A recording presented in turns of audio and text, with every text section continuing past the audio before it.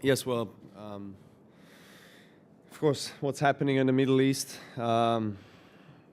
it's been some, terrible circumstances with the war, and I think out of 12 million people that live in Syria, I heard that I think 1/3 of the nation has left the country. So many of them have passed through Serbia in order to get to their final destination, one of the Western countries of European Union, mostly Germany, Austria, and Serbia is basically on their trajectory. So I could personally also experience get close to them and see, what kind of difficulties they're going through on a daily basis.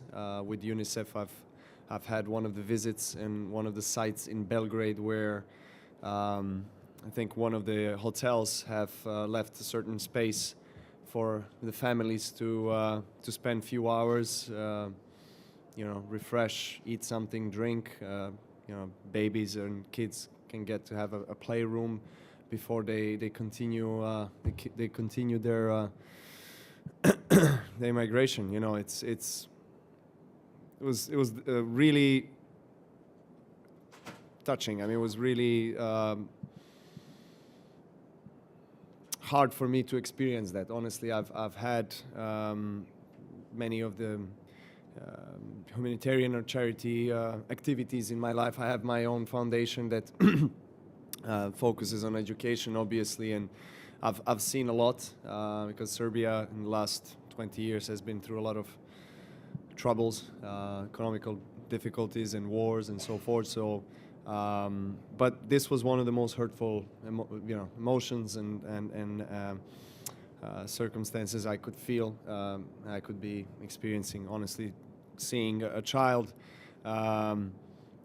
playing with the same child, and then 30 seconds later, mother comes and says, "Okay," she takes him away from me, and she says, "We have to go. We have to leave now. We have to walk for I don't know how many miles, to get to. They don't even know where, and if they're gonna get registered or so. I mean, it's terrible, honestly, what's happening. But this is, you got to get to the bottom of that. You got to get to the cause. The cause is the war back in their country, and you can't blame these people. These people have, if they don't have a house, if they have nothing, where they're gonna go. Of course, they have to search for some better place to live, and I think it's an obligation of all the countries to give them this right, from the Constitution, International Constitution of Human Rights. It's very well written that you're supposed to offer them at least a shelter.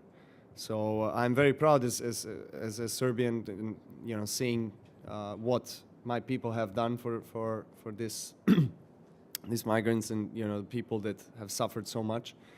They offer them that shelter, and they offer them home and food and drink. That's the most basic things in life, and we gotta look. I mean, from my perspective, I'm only an athlete. I'm obviously following this as a human being, and at the end of the day, we all have to be humans and feel for one another. That's we have to put that in front of all the laws and borders and different political stuff.